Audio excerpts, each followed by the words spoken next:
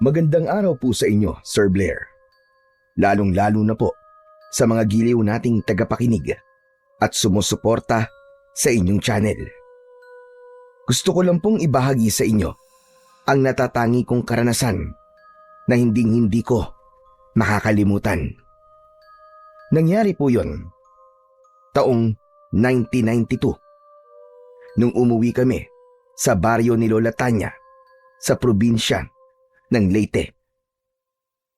Namatay kasi si Lolo Rodolfo, ang nagbabantay noon sa palaisdaan ni Lola.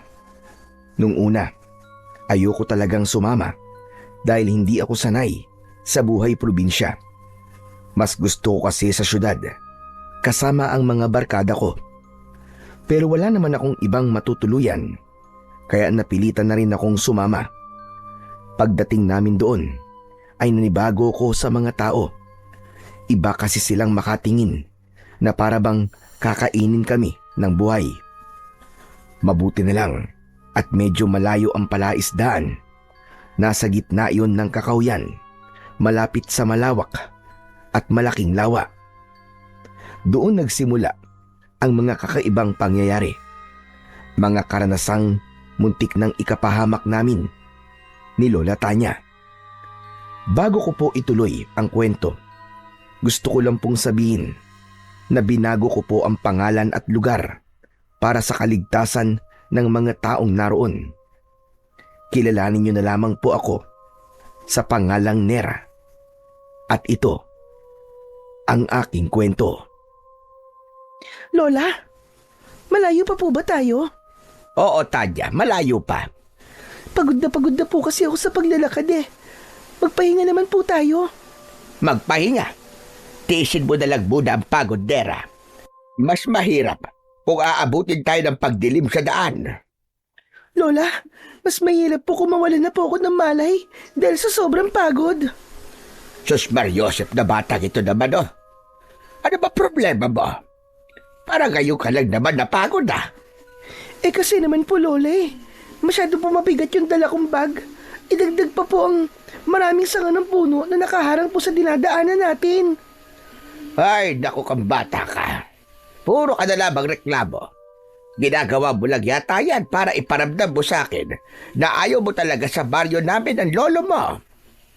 Hindi naman po sa ganun, Lola. Hindi rin po ako nagrereklamo. Sadyang mabigat lang po talaga tong bag nyo eh. Ano po ba kasing mga laman nito? Wala lang yan. Magagamit natin yung pagdating ng oras. Tsaka konting minuto na lang naman ang titiisin mo at malapit na tayo makarating sa palaisdaan. Ay nako, para bang hindi po ako tatagal sa baryong to eh. Isa pa, ganito po ba talaga ang lugar nyo, Lola? Para bang ang hirap po ng pamumuhay ng mga tao rito. Sos, sa una lang yan, Apo. Dahil hindi ka pasanay. Kapag matagal ka nang naninirahan dito, masasaad ba't masasanay ka rin. Magugustuhan mo rin ang buhay dito. Baka ikaw pa mismo ang magsabi sa akin na dito na lang tayo tumira. Naku, Lola, kahit kailan, hindi ko po gugustuhin na tumira dito. Hindi po ako mabubuhay sa lugar na to na walang kuryente.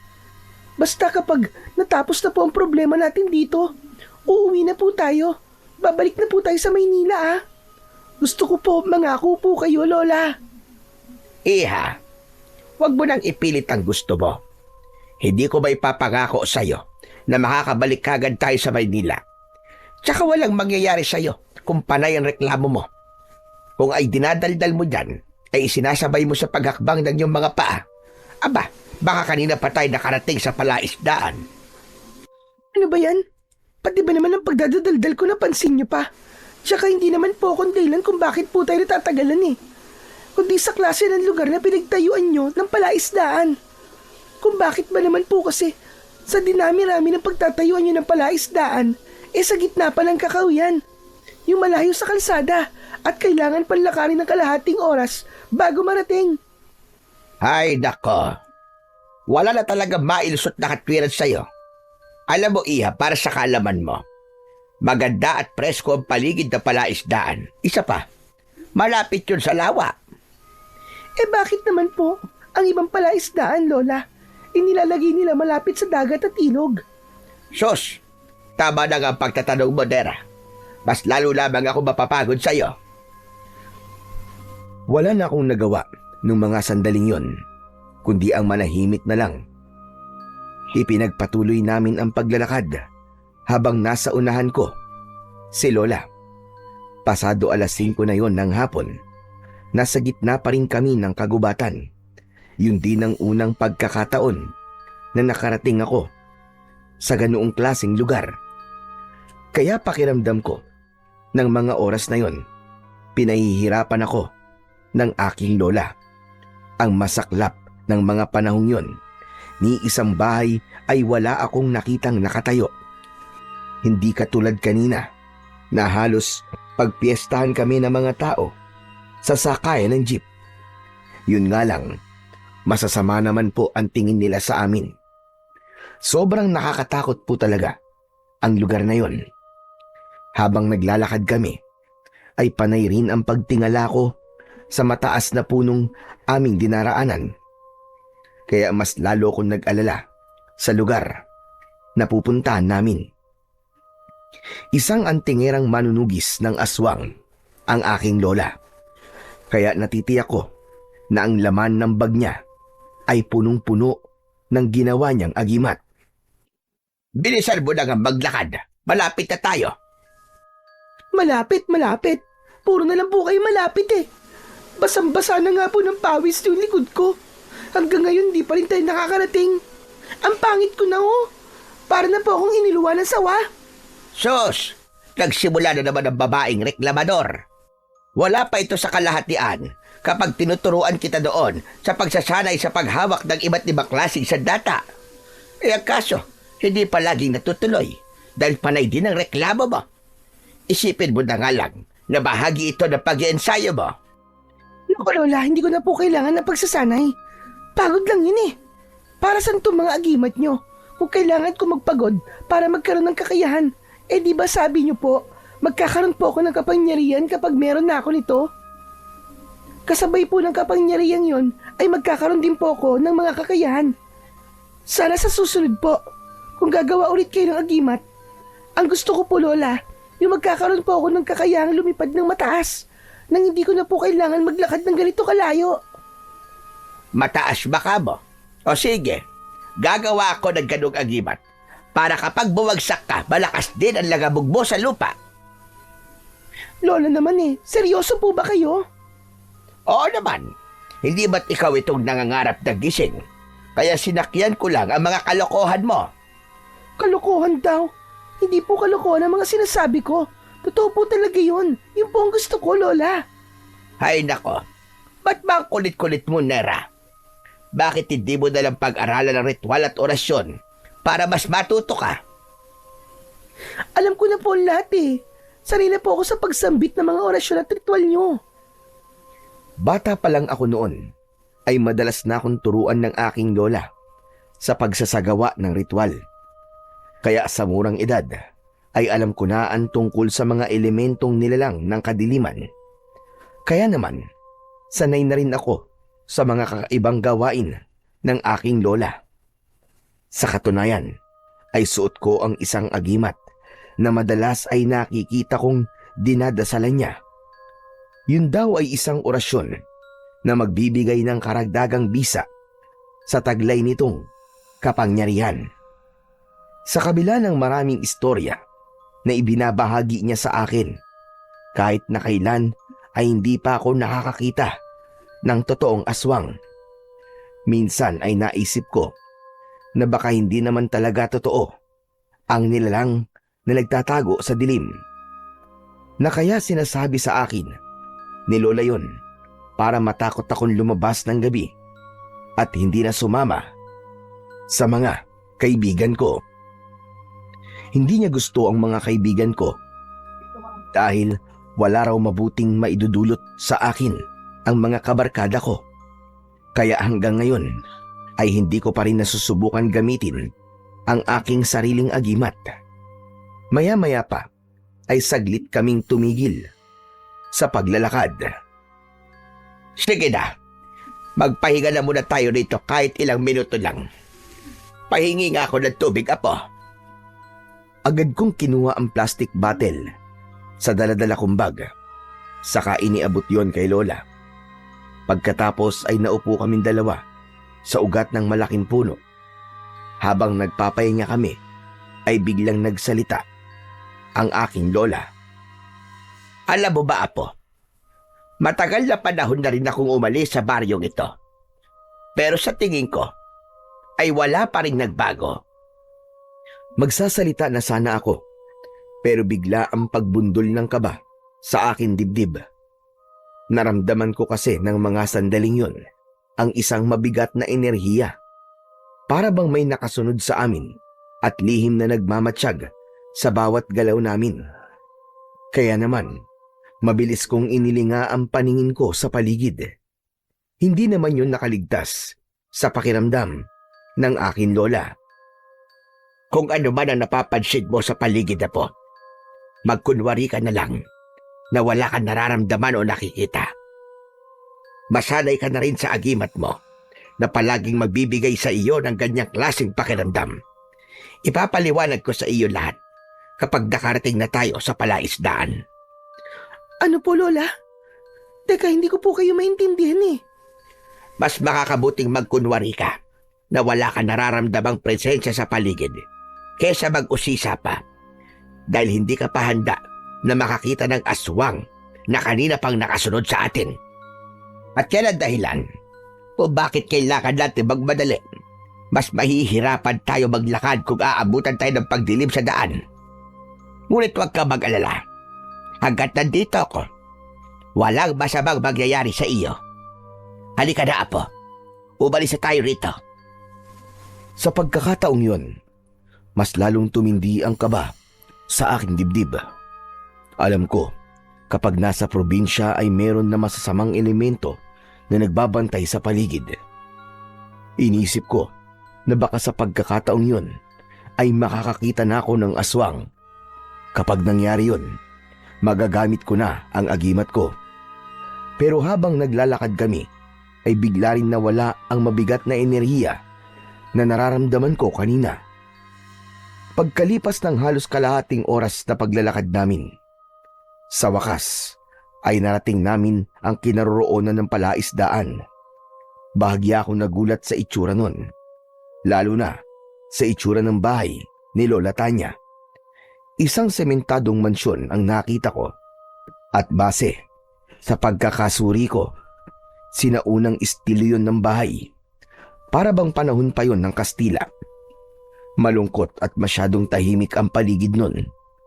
Kaya naman, hindi ko na naiwasan na hindi magtanong sa aking lola. Lola Tanya, hindi ko po akalain na malaki po pala ang bahay niyo rito. Bakit po ba kayo umalis dito sa baryo? Umalis ako sa lugar na ito dahil sa iyo, Apo. Hindi ka na kasi kayang alagaan ng nanay mo noon dahil sa malubhan niyang karamdaman. Kaya kung ilang taon ka na ngayon, yun din ang bilang ng taon na nawalay ako sa asawa ko si Rodolfo. Nawala ako sa lolo mo dahil nagkahiwalay kami at namuhay siyang mag-isa rito. Akala ko kapag namatay si Lisa, ay makakabalik na ako sa piling ng lolo mo. Pero nanaig pa rin ang pagmamahal ng lolo mo sa iyo. Huwag daw kitang iwanan lalo pa at babae ka. Nakakalungkot lang isipin na namatay siya habang wala ako. Ako po pala ang dahilan kung bakit po namatay si Lolo Rodolfo na mag-isa. Sayang po, hindi ko man lang siya nakita at nakasama. Pasensya na po, Lola, ha? Dahil po sa akin, hindi niyo po nakasama na matagal si Lolo. Ay nako, kapag naaalala ko na mag-isa siya sa lugar na ito, hindi ko talaga maiwasan ang hindi malungkot para bang iniwang ko siya sa ere. Para bang bigla po ako nakonsensya. Lalo na po't alam ko na ako po ang dahilan kung bakit mas pinili niyo pong iwan si Lolo. Wala ka na bang kasalanan, Apo? Hindi ikaw ang dahilan. Si Rodolfo ang may gusto nun. Mas mahal ka niya kaysa sarili niya. Nagkataon lang na hindi niya rin maiwan ang palaisdaang ito. Kaya huwag ka na malungkot dahil siya mismo ang nagsabi na huwag kitang iiwan at magpapadala na lamang daw siya ng pera sa atin. Ang palaisdaan na ito ang sumuporta sa lahat ng mga pangangailangan natin sa Maynila. Kaya ang gusto ko, pahalagahan mo rin ang palaisdaan na ito. Lola, sinasabi niyo po ba na balak niyo pong magtagal dito? Hindi ako sinagot ni Lola Tanya sa tanong ko. Sa halip, tumingin siya sa palaisdaan. Isang malalim na buntong hininga ang narinig ko mula kay Lola. Naisip ko na kung hindi nagsabay ang pagkamatay ng tatay at lolo ko, siguro ay naihatid man lang namin sa huling hantungan si Lolo Rodolfo. Bigla ko naramdaman ang lungkot at sakit nang balikan ko ang bahagi ng nakaraan na yon. Nadagdagan ang lungkot ni Lola nang pumasok kami sa loob ng mansyon. Habang abala si Lola Tanya, ay naisip ko na puntahan kagad ang magiging silid ko. Pagpasok ko roon, ay tumambad sa aking paningin ang isang katre. Inilapag ko roon ang aking bag, saka binuksan ang bintana. Natanaw ko ang likod ng bahay at sumalubong sa akin ang sariwang hangin mula sa kakawyan.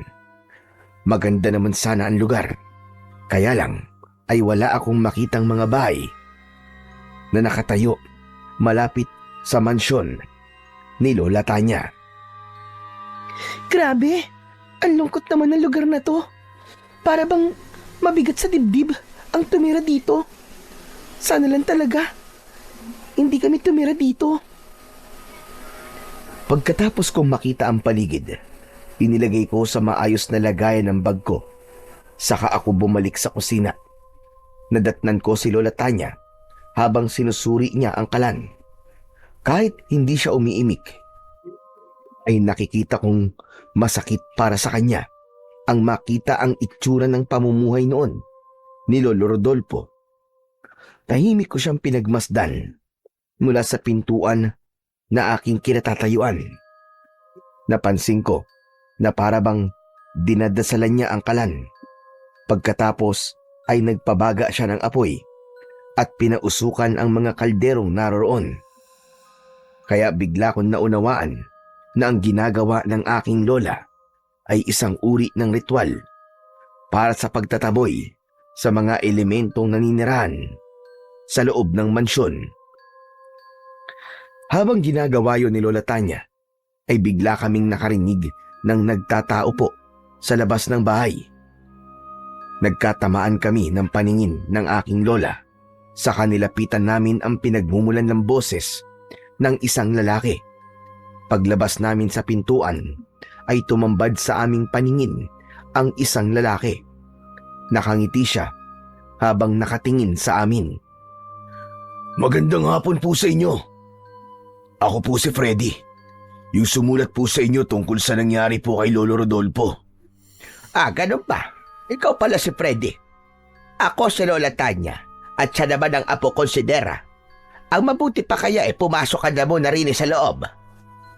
Naku, hindi na po. Alam ko naman po na abala po kayo sa pag-aasikaso sa bahay niyo eh. Di naman po ako magtatagal. Ganun ba? Ay, siya nga pala. Maraming salamat sa pag-aasikaso mo sa asawa ko habang wala ako. Tatanawin ko yung isang malaking utang na loob sa iyo. Naku, walang anuman po yun, Lola Tanya. Mabait din naman po sa akin si Lolo Rodolfo eh. Isa pa, kaya po ako naparito ay para masigurado kung maayos po kayong nakarating dito sa palaisdaan. Oo, Freddy. Maayos naman kami ng apo ko na nakarating dito. Medyo nanibago lang na kaunti. Ay, siya nga pala. Maiba tayo ng usapan. Tutal, nandito ka na rin naman. Pwede mo ba akong samahan sa palaisdaan? May ilang mga bagay rin tayo na dapat pag-usapan tungkol sa asawa ko. Pwede naman po yun. Hindi naman po ako nagmamadaling umuwi eh. Ay, salamat. Ay, siya nga pala, Dera. Aalis muna kami ni Freddy, ha? Ikaw na muna magtuloy sa ginagawa ko. Huwag ka nang gumala, ha? Hindi mo pa kabisado ang lugar na ito. Opo, Lola. Talagang kabisado ng aking lola ang ugali ko. Nahulaan niya kung ano ang tumatakbo sa isip ko. Balak ko talagang gumala ng mga sandaling yon. Pero naunahan ako ni Lola. Pagkaalis nila, ay nahabol ko na lang ng tanaw ang mga ito. Malapit lang naman ang bahay sa palaisdaan, kaya hindi na ako nag-alala. Saka ko naman nilapitan ang kalan at itinuloy ang pagpapausok dito. Tinuruan ako ng aking lola noon kung paano magsagawa ng ritual, kaya hindi na rin ako nahirapan. Merong kasing kasabihan ang matatanda sa amin na kapag matagal nang walang nakatira sa bahay, ay kailangan pausukan ang kalan ng taong titira doon. Yun daw ang ritual ng pagtataboy sa mga masasamang elemento na nakatira sa mansyon, lalo na kung namatay ang unang nakatira doon.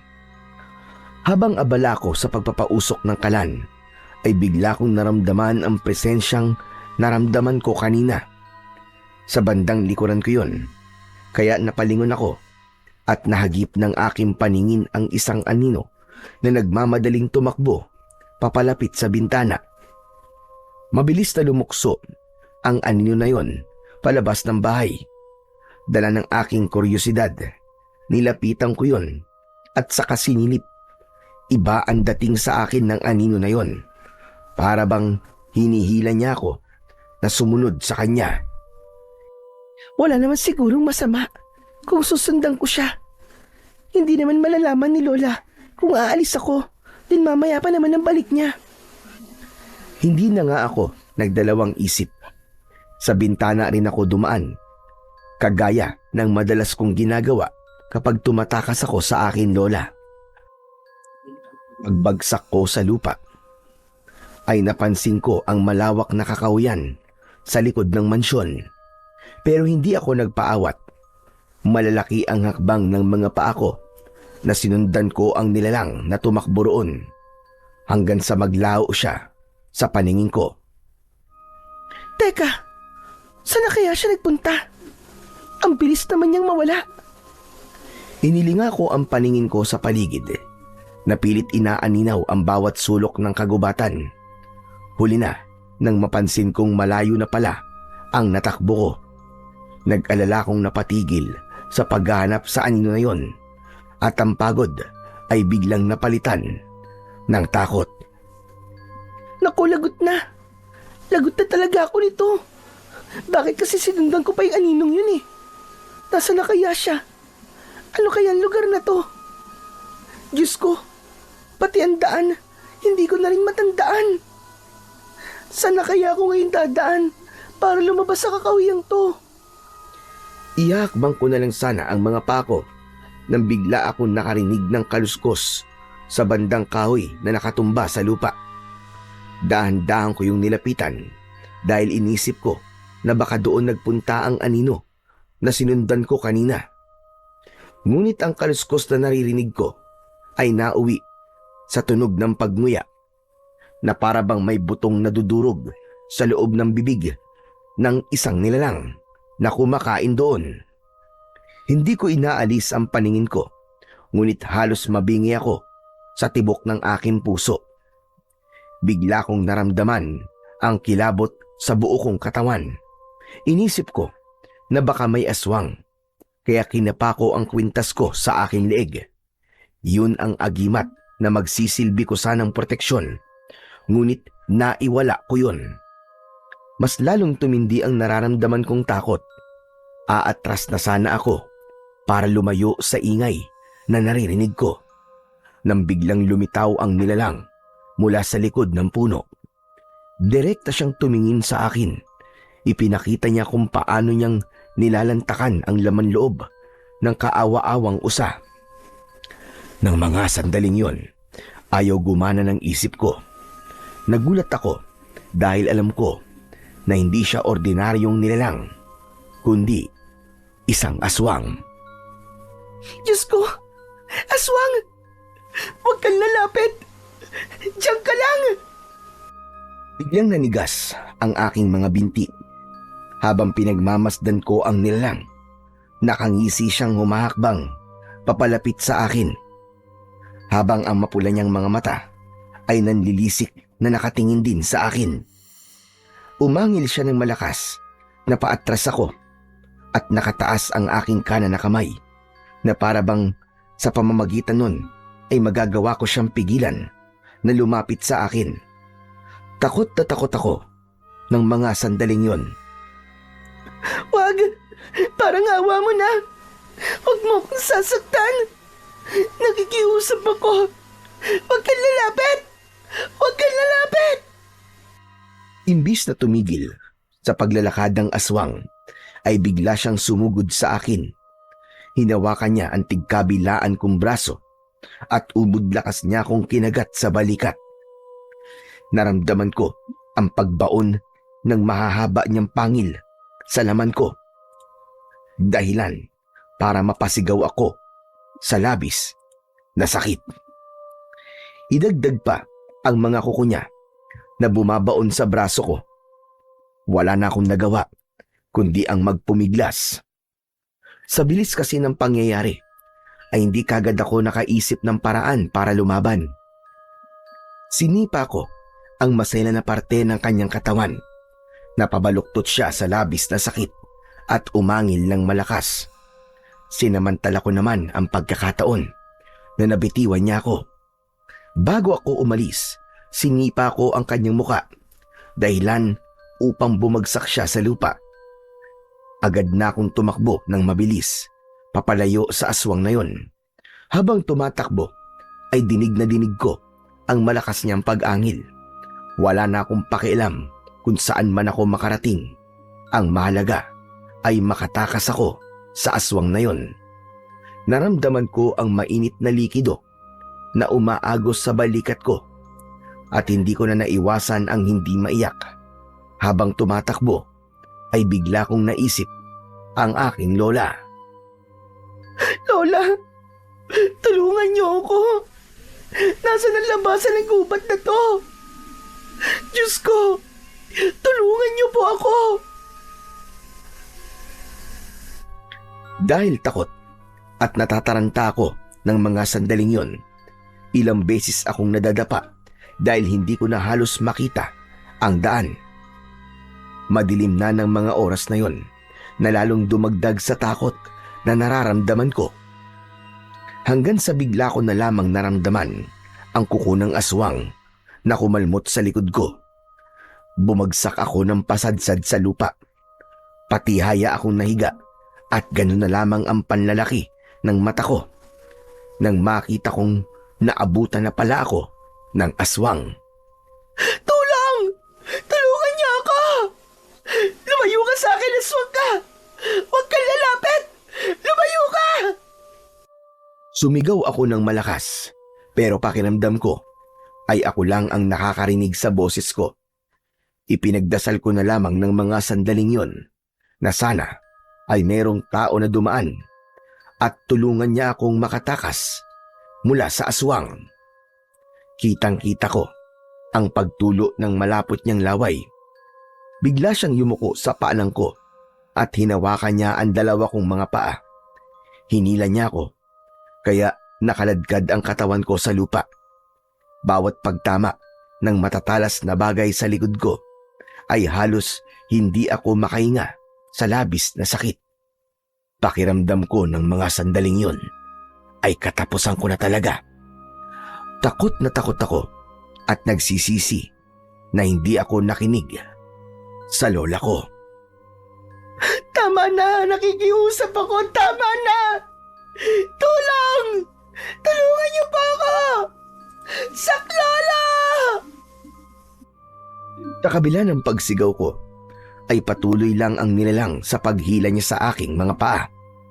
Kahit nanlalabo na ang paningin ko, alam ko na dadalhin niya ako sa masukal na kakahuyan para doon ay patayin. Sinubukan ko pa rin magpamiglas, ngunit malakas talaga ang kanyang kamay. Hanggang sa marinig ko ang boses ni Freddy, bigla kong nabuhayan ang loob. "Pakawalan mo ang babaeng yan! kung ayaw mo mamatay. Freddy! Tulungan mo ako, Freddy! Nera, huwag ka mag-alala.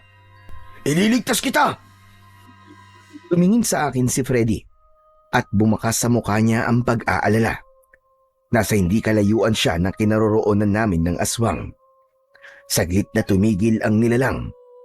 Binitiwan niya ang mga paa ko at bigla siyang lumukso papunta sa kinatatayuan ni Freddy. Kitang-kita ko kung paano nakipaglaban ang binata sa nilalang. Bawat pagtama ng suntok ni Freddy sa katawan ng aswang ay napapaangat ang paa nito sa lupa. Sa tingin ko ay malakas kung sumuntok ang binata. Habang nagpapambuno ang dalawa, ay dumating naman si Lola Tanya. Galit na galit niyang hinarap ang aswang. Ginamit ng aking lola ang agimat niya at sa unang pagkakataon ay nasaksihan ko kung paanong nasunog ang katawan ng aswang. Naiwan si Freddy na nakatayo sa pinagbagsakan ng abo ng aswang. Habang si Lola Tanya naman ay nag-aalala na lumapit sa akin. Diyos ko po, Apo. Ano ba nangyari? Bakit ka nagpunta rito? Hindi ba't sinabi ko sa iyo na huwag kang gagala sa lugar na ito? Patawarin niyo po ako, Lola. Patawarin niyo po ako. Hindi ko po sinasadya. Dala ng labis na takot at sakit na nararamdaman ko, hindi ko na napigilan ang hindi yumakap kay Lola Tanya. Wala akong pakialam kung makita ni Freddy ang pag-iyak ko. Basta ang alam ko ng mga sandaling yon, sobra akong nagpapasalamat dahil buhay pa ako. Maya-maya pa ay narinig ko ang yabag ng paa ni Freddy papalapit sa amin ni Lola. Tara na po, umalis na po tayo rito. Baka po meron pang dumating na mga aswang sa lugar na to eh. Hala, sige na. Tumayo ka na, Nera. Kailangan magamot kagad ang mga sugat mo. Nagulat na lamang ako nang bigla akong binuhat ni Freddy. Nahihiyaman ay binaliwala ko ang ginawa niya. Ang mahalaga ay hindi na ako maglalakad para bumalik sa mansyon. Kasunod namin si Lola Tanya na panay ang paglinga sa paligid. Pagkalipas ng ilang minutong paglalakad, sa wakas ay narating namin ang mansyon. Agad akong dinala ni Freddy sa loob ng aking silid. Pagkatapos si Lola Tanya naman ay mabilis na naghalungkat ng mga gamot sa bag ko. Inilabas ng matanda ang 3 bote na meron na kulay pulang likido. Nang maintindihan ni Freddy na gagamutin ako ni Lola Tanya, ay mabilis siyang lumabas ng kwarto ko. Kaming dalawa na lamang ni Lola Tanya ang nasa loob ng aking silid. Agad niyang binuksan ang takip ng bote at naamoy ko ang mabangong singaw ng laman nun. Yun ang dinikdik na katas ng ilang-ilang na merong kasamang orasyon. Mabisang gamot yun sa sugat na gawa ng aswang. Huwag kang malikot at nilinisan ko muna ang sugat mo. Kailangan mapigilan ko ang pagkalat ng lason. Naramdaman ko ang paghawi ng aking lola sa damit ko. Pagkatapos ay nilinisan niya ang sugat ko. Nang matapos siya sa panggagamot sa akin, ay nagtanong ako sa kanya tungkol sa nilalang na umatake sa akin kanina. Lola, ano pong klaseng nilalang yun? Bakit po may ganun po sa baryong ito? Sila ang mga aswang na kung tawagin dito ay Darkula. Isang nilalang na kumakain ng laman loob ng tao. Kalain sila ng mga aswang na mandurugo. Sila ang mga nilalang na merong kakayahang manggaya ng muka at pagkatao ng nagiging biktima nila. Kahit isa pa yung hayop, basta napatay nila, ay magagawa nilang kopyahin yon. Nung napatay niya po ako kanina, marahil nagaya na po niya ang mukha ko. Oo, Apo. Kaya nga sobra ako nag-alala sa'yo. Akala ko talaga hindi na kita makikita. Hindi ko po akalain na makakita kagad ako ng aswang sa baryong ito, Lola. Totoo po pala yung mga sinasabi niyo. Ang akala ko po talaga niloloko niyo lang ako. Ganun po pala kumilos ang aswang. At kakaiba po ang kanyang anyo. Sobrang nakakatakot po. Nakakakilabot ang kanyang huni kanina. Pero nang makita ko po na nasunog siya sa agimat nyo, naisip ko po na mahalaga palang magkaroon ng isang agimat. Nang mabanggit ko ang tungkol sa agimat, ay saka ko lang naalala na nawawala na ang agimat ko. Hindi rin yun nakaligtas sa paningin ng aking lola. Teka, sandali lang. Nasaan nga palang agimat mo, Hanera? Pasensya na po, Lola. Hindi ko po namalayan na naiwala ko ang agimat kanina. Diyos ko na ba na bata ka, oo. Bakit naman naiwala mo ang agimat na yon? Hindi mo ba alam na mahalaga yon? Kaya ka napahamak kanina dahil nawala ang nagsisilbi mong proteksyon laban sa aswang. Pasensya na po talaga, Lola. Hindi ko naman po yun sinasadya eh. Tsaka, ano po bang inaalala nyo? Kaya nyo naman po gumawa ulit nun, di ba, Lola? Oo nga. Kaya ko nga gumawa ulit nun. Pero magkaiba ang epekto ng bago at lumang agimat. Hindi ka kasi nakikinig sa akin. Hindi ka nag-iingat. Palaging ang gusto mo ang nasusunod. Masyadong matigas ang ulo mo. Kaya siguro nawala ang agimat mo dahil hindi mo pinapahalagahan yon. Oo na nga po. Pasensya na po talaga. Pasensya. Nakakahiya tuloy kay Freddy. Pati siya ay inabala ko sa paghahanap sa iyo kanina. Mabuti na lamang at bumalik kami kagad sa mansyon. Dahil kung hindi, baka kung ano na ang nangyari sa iyo. Bakit ka ba nagpunta sa gubat na yon, ha? Nakakita po kasi ako ng anino at sinundan ko po yun. Kapag may ganun na, umiwas ka. Hindi mo ba alam ang panganib na naghihintay sa iyo roon? Kadalasan ng mga Darkula ay gumagamit ng alido na kunwari ay magpapahabol sila. Pero yung pala ay ginagamitan ka na nila ng panghila o hipnotismo para ikaw mismo ang lumapit sa kanila. Kung tutusin naman po, Lola, kasalanan niyo rin naman eh. Ano ka po? Kasi naman po, nung una pa lang ayoko na pong umuwi rito, di ba? Kayo lang naman po mapilit. Gaano ba kahalaga ang palaisdaan nyo para ipagpalit yung kaligtasan natin? Alam naman po ninyo na marami palang aswang dito. Bakit naman po nagpunta pa tayo rito? Hindi ko inaasahan na maririnig ko yan sa iyo, Nera. Pagkatapos bumalaban kung gaano kahalaga sa amin ang lolo mong palaisdaan na ito. Akala ko, pagkatapos kong ikwento sa iyo tungkol sa mga sakripisyo ng lolo mo, magbabago ang pananaw mo sa ginagawa ko. Pero hindi. Nagkamali pala ako. Kahit po ba may aswang, wala pa rin po bang mas mahalaga sa inyo kundi ang palaisdaan? Hindi mo siguro naiintindihan kung ano ang nararamdaman ko. Isa pa, hindi lang yun ang dahilan kung bakit ako umuwi sa baryong ito. Hindi na kita pipilitin na manatili rito. Malaki ka na. Kaya kung gusto mo ay pwede ka na bumalik sa Maynila. Kesa naman ang araw-araw na maririnig ko sa iyo, ay ako may kasalanan sa nangyari sa iyo. Nang marinig ko ang sinabi ng lola ko, para bang may kutsilyong tumusok sa puso ko. Tila sumobra ako sa mga nasabi ko sa kanya. Ngunit yun talaga ang nararamdaman ko. Masamang-masama ang loob ko dahil hanggang ngayon ay nararamdaman ko na mayroong mga bagay na hindi pa sa akin sinasabi si Lola. Maya-maya pa ay naupo siya sa tabi ko. Bakit po ba hanggang ngayon ay hindi niyo pa rin sinasabi sa akin ang totoong dahilan kung bakit tayo umuwi rito? Nang maintindihan ko po kayo, Lola. Umuwi ako rito dahil sa mga aswang na patuloy na namiminsala sa mga taong nakatira sa baryong ito. Balak kong bumalik sa pagiging manunugis ng mga aswang para pigilan ang pag-aasik nila ng lagim. Ano naman po ang kinalaman natin sa mga taong nakatira rito, Lola Tanya? Kapag namatay tayo rito, hindi naman po nila tayo matutulungan eh. Kaya bakit yung po ipagpapalit ang mga buhay natin sa mga tao? Maliban na lamang po kung may iba pa po kayong dahilan. Subalit ang lugar na ito ang dahilan kung bakit namatay si Rodolfo Apo. Naniniwala ako na hindi siya namatay sa sakit. Pinatay siya ng aswang. Nang makita ko kanina ang aswang na muntik manakit sa iyo, naisip ko na totoo ang hinala ko. Aswang talaga ang may gawa nun kay Rodolfo. Balak ko sanang ilihim sa iyo ang lahat ng mga pagdududa ko hanggat hindi pa ako sigurado. Pero ngayon, sigurado na ako.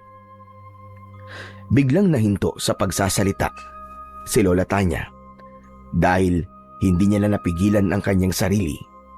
Umiyak siya na para bang ang bigat-bigat ng dibdib niya. Hindi na rin ako nakapagsalita dahil iniisip ko na masakit para kay Lola na malaman na pinatay si Lolo Rodolfo. Ako naman ay hindi mapalagay dahil sa panganib na haharapin namin sa oras na tumagal pa kami sa lugar na yon. Sino po nagsabi niya sa inyo, Lola? Sino po nagsabing aswang nga po ang pumatay kay Lolo? Para isipin niyo po ang bagay na yan. Si Freddy po ba? Siya po ba, Lola? Tumango ang lola ko bilang tugon sa aking tanong. Saka ko lamang naalala si Freddy na nasa labas lamang ng silid ko. Dahan-dahan akong bumaba ng katre at pinilit kong maglakad.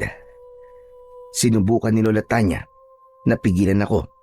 Ngunit gusto kong marinig mula kay Freddy ang mga nalaman ng aking lola tungkol sa lolo ko. Iniwan ko ang matanda sa loob ng kwarto habang umiiyak. Samantala paglabas ko naman ng pintuan ay nakita ko kagad si Freddy na nakaupo sa mahabang bangko sa harap ng lamesa. Nasa kusina siya at malayo ang tanaw sa labas. Bagya pa siyang nagulat nang bigla akong nagsalita. Freddy, pwede ba tayo mag-usap? Napatayo ang lalaki at humarap sa akin. Baka sa mukha niya ang pag-aalala nang makita ang sugat ko sa balikat. Pero nang makita niya na seryoso ang mukha ko habang nakatingin sa kanya, lumikot ang mga mata niya. Hindi siya makatingin sa akin. Sa halip ay mas lumapit pa ako sa kanya. Hinawakan ko ang mga kamay niya. Alam kong narinig mo mga pinag-usapan namin ni Lola. Kaya gusto kong malaman kung may katotohanan ba mga sinabi niya. Ikaw ang alam kong huli niyang nakausap kanina. Kaya alam ko na ikaw ang nagpatibay sa hinala ni Lola Tanya, tama ba? Oo, ako nga nagsabi kay Lola. Totoo na aswang ang pumatay kay Lolo Rodolfo dahil ako mismo ang nakakita at nag-asikaso sa bangkay niya. Yun ang totoong dahilan kung bakit pinilit ko si Lola Tanya na umuwi rito. Ayaw mo bang marinig kung paano siya namatay? Kung ano ang itsura niya nang makita ko siya? Oo, Freddy. Gusto kong malaman kung ano ang totoong nangyari kay Lolo para mas maintindihan ko kung bakit kailangan naming manatili rito. Bumalik sa pagkakaupo sa bangko si Freddy. Ako naman ay naupo sa tabi niya. Sa kanya sinagot ang tanong ko. Natagpuan ko siya na nagpapalutang-lutang sa palaisdaan niyo. Nung una ay nakala ko na nalunod lang siya. Pero nang kunin ko ang katawan niya, nagulat ako sa mga natuklasan ko. Wala na ang laman loob niya, wakwak ang dibdib niya, at halos hindi na siya makilala dahil sa ilang araw na pagkakalutang niya sa tubig. Diyos ko, ang lolo ko. Kawawa naman ang lolo ko. Parang nanikip ang dibdib ko ng mga oras na yon nang marinig ko ang mga sinabi ni Freddy. Masaganang luha ang umagos sa aking pisngi. Bigla kong naintindihan kung gaano kasakit at kahirap ang pinagdadaanan ng lola ko. Naramdaman ko ang paghawak ni Freddy sa balikat ko. Saka ako tumingin sa kanya habang may luha ang aking mga mata. Nakikiramay ako sa nangyari kay Lolo Rodolfo mo. Napamahal na rin siya sa akin dahil matagal ko siya nakasama. Pero alam mo, ang totoo niyan, nagipango na yung sospek ako sa pagkamatay niya. Ikinulong ako ng 2 araw, ngunit pinalabas din ako matapos mapatunayan na inosente ako. Idagdag pa na habang nasa kulungan ako ay muling naulit ang nangyari sa lolo mo. Dito rin sa palaisdaan nyo. may isa na naman bangkay na tagpuan. Kaya simula nun ay naging palaisipan sa mga pulis at sa mga tao na nakatira rito kung bakit sa palaisdaan yung madalas natatagpuan ang katawan ng mga biktima. Diyos ko, bakit sa palaisdaan pa namin? Ano bang meron sa palaisdaan? Hindi ko rin alam, Nera. Patuloy na kumukuha ng buhay ang palaisdaan nyo. Dahil doon, balak ng mga tao na ipasara ito. Kaya naman, napilitan akong sulatan na si Lola Tanya. Hindi ba nila sinusubukan na alisan ng tubig ang palaisdaan namin? Bakit naman nila gagawin yun Wala si Lola Tanya. Hindi sila maaaring kumilos nang wala ang may-ari. Alam ba nila na merong aswang na darkula sa baryong ito? Paano kung sa palaisdaan lang namin niya tinatapon ng bangkay para hindi siya pagbintangan ng mga tao? Kahit alam ng mga tao na aswang ang may gawa nun, ang tanong tanggap ba yun sa batas? Walang maniniwala sa atin. Iisipin nila na gumagawa tayo ng kwento para pagtakpan ng krimen. Tsaka nakita mo naman, di ba? Tanging ang agimat lang ng Lola Tanya mo ang nakatalo sa halimaw kanina. Kaya yun ang dahilan kung bakit gustong manatili ni Lola mo sa palaisdaan na to. Tutulong ako kay Lola Tanya, Freddy. Bibigyan namin ng hustisya ang nangyari kay Lolo Rodolfo para mapatunayan na rin namin sa lahat na walang kinalaman ng palaisdaan namin sa pagkamatay ng mga biktima. Pero mapanganib, hindi biro ang mga aswang na makakalaban nyo ni Lola. Wala na akong pakialam, Freddy. Ang mahalaga ay hindi maipasara ang palaisdaan. Wala akong kaalam-alam na meron na palang mabigat na pinagdadaanan si Lola. Ngayon na lamang naging malinaw sa akin kung bakit gano'n na lamang ang tingin sa amin ng mga tao nang dumating kami rito ni Lola. Akala ko, kaya gano'n ang ikinigilos nila dahil bago lamang ako rito. Yung pala, marami nang namatay sa palaisdaan namin. Siguro iniisip nila na isinumpa ang palaisdaan namin. Tama ka. Iniisip nila na isinumpa ang palaisdaan nyo at may dala kayong kamalasan. Kailangan na may gawin ako. Kailangan mabago ang tingin sa amin ng mga tao rito. Isang malalim na buntong hininga ang narinig kong kumawala sa lalamunan ni Freddy. Mabuting tao ang binata dahil nararamdaman ko na tapat ang pagtulong niya sa amin ng lola ko. Kaya mabuti na lang na hindi masama ang tingin niya sa amin. Sa isang banda ay nakahinga ko ng maluwag dahil alam ko na merong matibay na dahilan si Lola Tanya para bumalik sa pagiging manunugis ng aswang. Nang matapos kami sa pag-uusap ni Freddy, ay nagpaalam na rin siya na umalis. Naiwan ako sa kusina na malalim ang iniisip. Maya-maya pa ay nagpasya na rin akong bumalik sa aking silid. Kaya nadatnan ko si Lola Tanya. Tulog na siya habang may luha sa mga mata. Kinumutan ko siya sa kahinaplos ang buhok. Naiintindihan ko na po kung bakit sa kabila ng panganib ng lugar na ito ay mas pinili niyong bumalik para kay Lolo Rodolfo. Patawarin niyo po ako, Lola. Patawad. Isang malalim na buntong hininga ang pinakawalan ko at napatitig sa 2 bote na hindi naibalik sa bag ko. Dinampot ko ang mga yon at sinipat sa liwanag ng gasera na sinindihan kanina ni Lola Tanya. Pagkatapos ay nilagyan ko ng gamot ang mga sugat ko sa likod. Nang mawala ang pananakit nun, ay biglang bumigat ang talukap ng aking mga mata at agad akong nakatulog. Kinabukasan ay nagising ako sa mahihinang yugyug ng kamay ni Lola Tanya sa balikat ko. Bumangon ako at nagmulat ng mga mata. Nakita ko si Lola Tanya na may dalang isang basong tubig at bagong paligo na siya. Iniabot sa akin ni Lola ang baso saka tumabi sa akin ng upo. Magpalit ka ng damit at pupunta tayo sa barangay para makiusap na huwag na nilang ituloy ang pagpapasara sa palaisdaan. Para malaman na rin nila na nandito na tayo. Kung ganun po, ay isasama niyo ako sa barangay hall? Oo, Dera. Kaya maghanda ka na at pupunta na tayo ron. Naku, mapapasabak na naman po pala ako sa lakaran. Kaya lang, Lola, masakit pa po ang sugat ko sa balikat. Hindi ko po kaya maglakad ng malayo, Lola. Hindi naman malayo ang barangay dito, Apo. Hindi rin naman kita pwedeng iwan dito mag-isa. Sige na, maganda ka na. Hihintayin kita sa palaisdaan.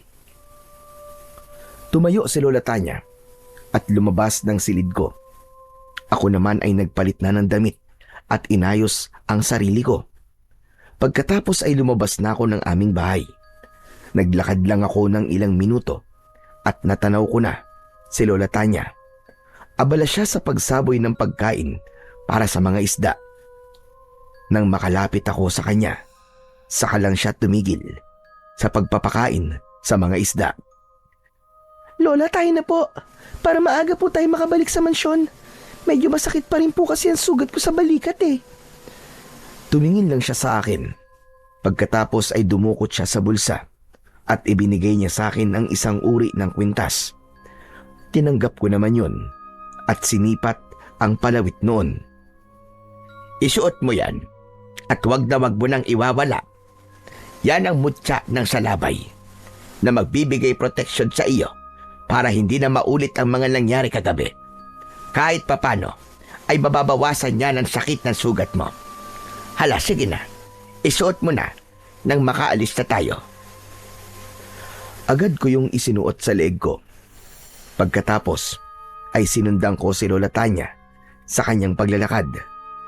Tama ang sinabi ng aking lola na wala ang sakit ng sugat ko at kahit papano ay hindi ako nahirapan sa paglalakad. Pagkalipas ng ilang minuto, sa wakas ay narating namin ang gilid ng kalsada. Napansin ko na halos dikit-dikit ang mga bahay na naroon. Gawa ang mga yon sa kugon at kawayan. Sa likod naman ng mga bahay ay ang malawak na lawa. Hindi ko agad napansin na marami palang nakatirang tao roon. Lumabas ang mga tao sa kanilang bahay. Masama ang tingin nila sa amin. Ngunit binaliwala ko yun. Mas lalo kong pinakiramdaman ang kilos nila. Nag-alala ko na baka bigla kaming kuyugin ng mga tao dahil ang tingin nila sa amin ay may dala kaming kamalasan. Hindi ako bumitaw sa braso ni Lola. Ipinagpatuloy namin ang paglalakad hanggang sa makarating kami sa barangay hall. Nakita ko ang isang matandang lalaki na seryosong nakaupo sa harap ng lamesa habang abala sa pagbabasa sa hawak niyang papel. Magandang umaga sa iyo, Kapitan. Ako nga pala si Lola Tanya at kasama ko naman ang aking apo na si Nera. Ako naman po si Kapitan Eli. Ano po ba ang kailangan ninyo? Nabanggit kasi sa akin ni Freddy na balak mo raw ipasara ang palaisdaan ko. Yun ay dahil sa mga nangyari sa mga taong natatagpo ang patay doon. Ah, kayo po pala nagmamay-ari nun. Akala ko kasi sa Maynila na kayo maninirahan. Nasabi na pala ng anak ko sa inyo ang tungkol sa palaisdaan. Bueno, kayo naman po ay nandito na. Wala na pong dahilan para ipasara yun. Ngunit sa oras na merong mamatay ulit sa lugar na yun, kayo na po mananagot sa amin. Alam niyo po kasi, ang taong bayan ang nakiusap sa akin na kung maaari ay ipasara na yun. Pero kung tatanggapin naman po ninyo ang responsibilidad sa sinasabi ko sa inyo, ay pagbibigyan ko po kayo. Hindi ako makapaniwala. Natatay pala ni Freddy si Kapitan Eli. Wala namang kasing binabanggit sa akin ang binata. Sa pagkakataong yun, ay gusto ko sanang tumutol sa sinabing yun ni Kapitan. Ngunit naunahan akong magsalita ni Lola. Alam ko naman kung ano ang inaalala mo, Kapitan. Kaya nakahanda ako sa responsibilidad na sinasabi mo. Bigla akong nag-alala sa sinabing yun ng aking lola. Tutol ako sa pagtanggap niya sa responsibilidad.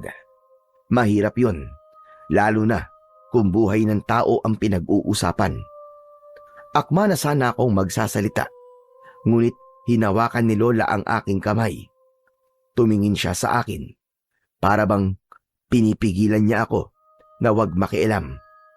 Kaya naman, wala na akong nagawa, kundi ang manahimik na lang sa isang tabi. Hindi ko alam kung ano ang tumatakbo sa isip ng aking lola. Basta nagtiwala na lamang ako sa desisyon niya. Nang matapos sila sa kanilang mga pinagkasunduan, ay umalis na rin kami sa lugar na yon. Walang gustong magsalita sa aming dalawa. Nakatungo lang ako ng mga sandaling yon dahil ayokong makita ang mga taong nakatingin na naman sa amin. Habang tinatahak namin ang daan pabalik sa palaisdaan, ay hindi na ako nakatiis. Kinausap ko na si Lola. Lola, wala po ba kayong balak na ipaliwanag sa akin ang pagpayag niyo po sa kondisyon ni Kapitan Eli? Para ano pa? Para pigilan ako sa gusto kong mangyari. Talagang hindi po ako sumasang-ayon sa gusto niyo, Lola. Dahil ang kaligtasan niyo po ang inaalala ko. Paano? Kung meron na namang mamatay sa palaisdaan, sino po mananagot? Hindi po ba't kayo? Nera, Apo, alam ko naman na alam mo na ang tungkol sa totoong nangyari kay Rodolfo, hindi ba? Dahil hindi ka nagulat kanina at alam ko rin na si Freddy ang nagsabi sa iyo. Pero bakit hindi mo ko naiintindihan? Tumigil si Lola Tanya sa paglalakad sa tapat ng palaisdaan at ibinaling ang paningin sa akin. Sana maunawaan mo kung bakit ko ito ginagawa. Masama ang loob ko sa nangyari sa lolo mo. Mas matatanggap ko sana kung namatay na lang siya sa sakit. Pero Apo, pinatay ang lolo mo ng isang aswang. At habang nabubuhay ako, hindi ako titigil hanggat hindi ko nakakabit ang hustisyang nararapat para sa kanya. Kung kinakailangan na bumalik ako sa pagiging manunugis ng aswang ay gagawin ko. Mapigilan ko lang ang paghasik ng lagim ng mga aswang. Pero, ano po ang kaugnayan ng palaisdaan sa pagtanggap niyo ng kondisyon ni Kapitan? Para ipakita sa aswang na hindi niya ako masisira sa mga tao. Naniniwala ako na ginagawa niyang tapunan ng patay ang palaisdaan para siraan ako sa paningin ng mga tao. Kutob ko, may dahilan kung bakit niya ako ginugulo. Kaya lalabanan ko siya. Nakahanda ako sa paghaharap namin ng aswang na pumatay sa lolo mo.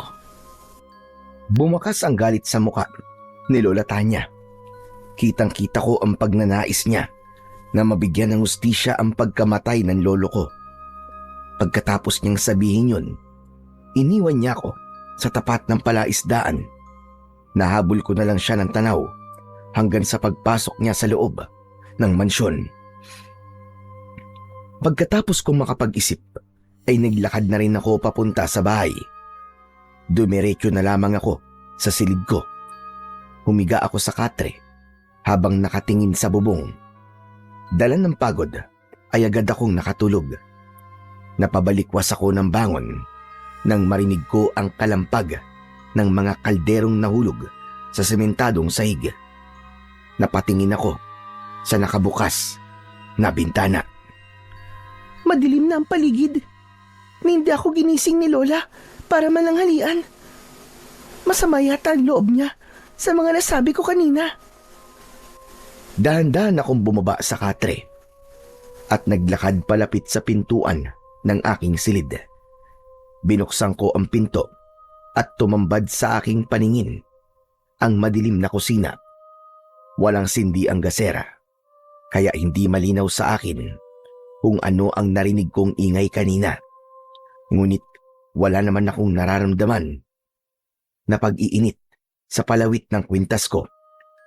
Kaya dahan-dahan akong naglakad papalapit sa kalan.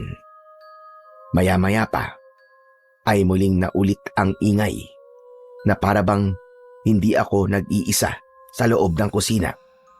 Kaya naisip ko na tawagin si Lola. Lola Tanya, ikaw ba yan? Bakit hindi niyo bubuksan ang gasera? Ngunit wala akong natanggap na tugon mula kay Lola. Sa halip, isang nakakakilabot na pag-angil ang narinig ko. Kasunod ng mabahong singaw mula sa kusina. Ang pinagtataka ko lang Nang mga sandaling yon ay wala akong maramdaman sa pag-iinit sa suot kong agimat. Kaya mas lalo kong nilakasan ang pagtawag ko. Lola Tanya? Nasaan ka? Lola? Kasabay ng pagsigaw ko ang mga daing sa sahig mula sa boses ng lola ko. Bumundol ang kaba sa aking dibdib. Napaupo ako at sinubukan kong kapain ang sahig. Naisip ko na baka ang ingay na naririnig ko ay nanggagaling sa bumagsak na si Lola Tanya. Bigla ang pagsalakay ng takot ko. Mas tumindi ang naaamoy kong malangsa. Nagsimulang manginig ang mga tuhod ko. Lola, sumagot ka! Nasaan ka, Lola? Hindi po kita makita! Yumuko ako at pinagpatuloy ang pagkapa sa sahig. Pero bigla na lang na may tumamang kamao sa mukha ko. Bumagsak akong pasadsad sa sementadong sahig. Dahil doon ay natitiyak ko na meron na ibang nilalang ang nakapasok sa bahay namin at nasa panganib ang lola ko.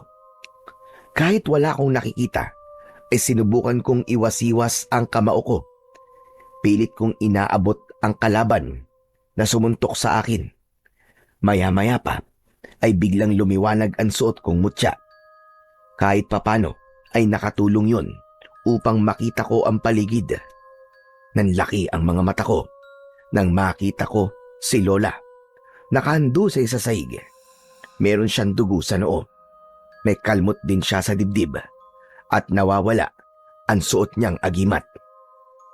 Agad akong lumapit at inilinga ang paningin sa paligid. Ngunit wala akong makitang ibang nilalang na naroon. Lola, ano nangyari? Sino po may gawa nito sa inyo? Nandito siya. Nandito siya, apo. Lola, lakasan niyo po ang boses niyo. Hindi ko po kayo marinig. Ngunit nawalan na ng malay si Lola Tanya.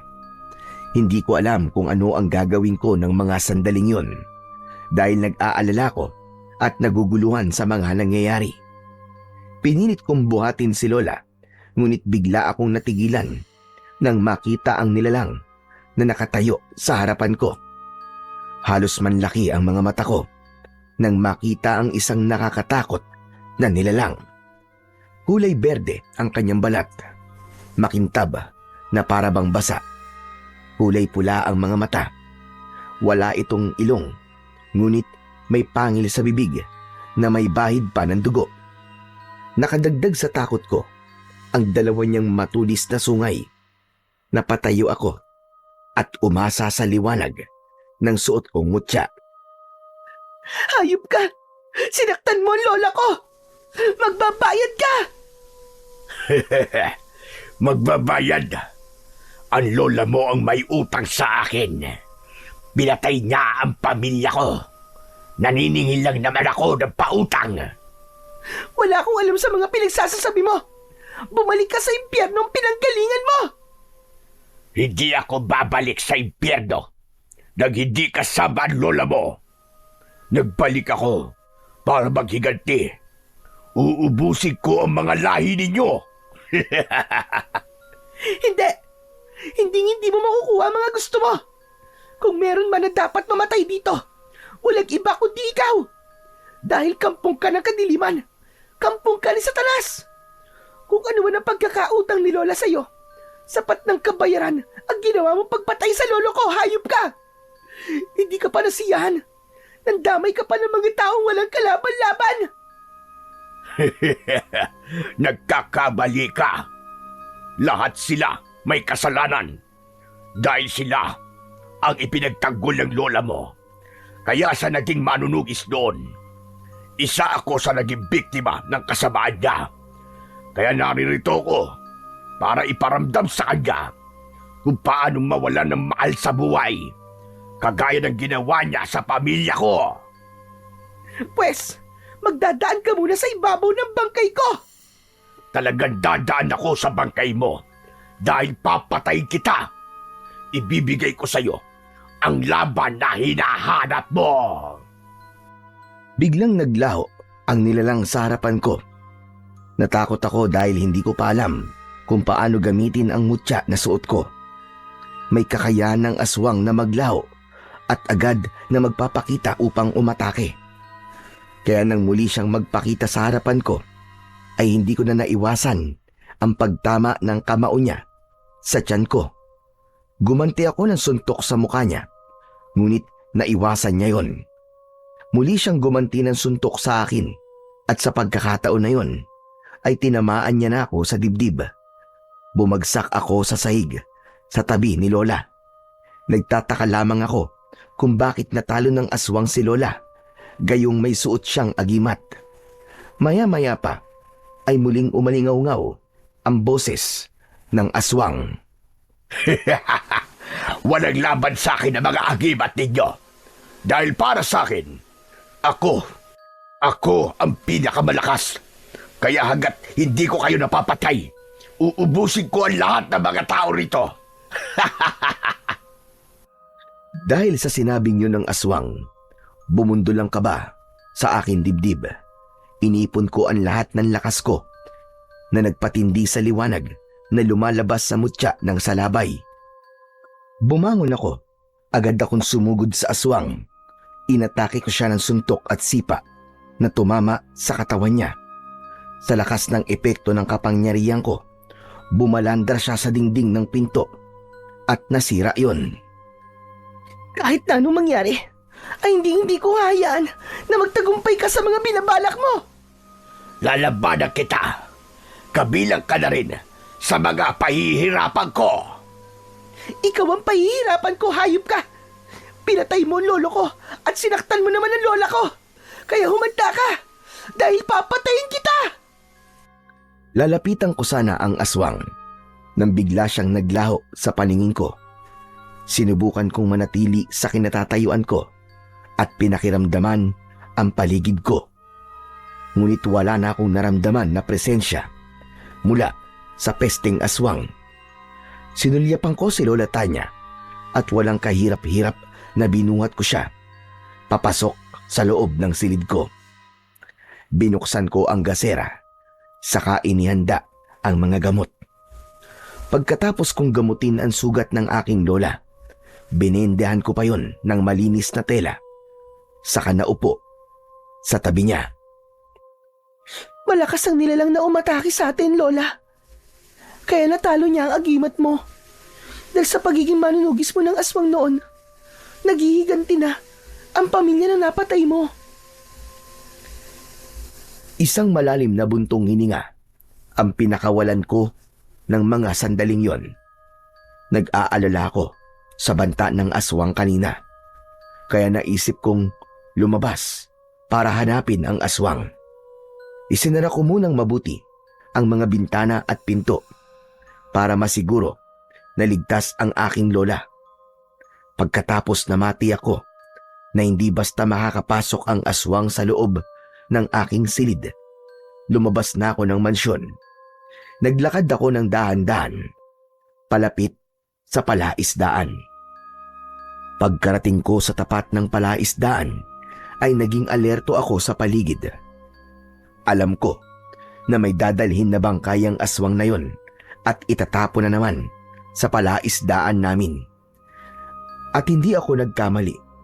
Isang patay na baboy ramo nga ang inihagis ng aswang sa tubig. Natuklasan ko na bukod sa kakayahan niyang maglaho, ay kaya rin niyang lumipad dahil sa malapaniki niyang pakpak. Bumaba ang aswang sa harapan ko at nakangising nakalantad ang kanyang malalagaring mga ngipin.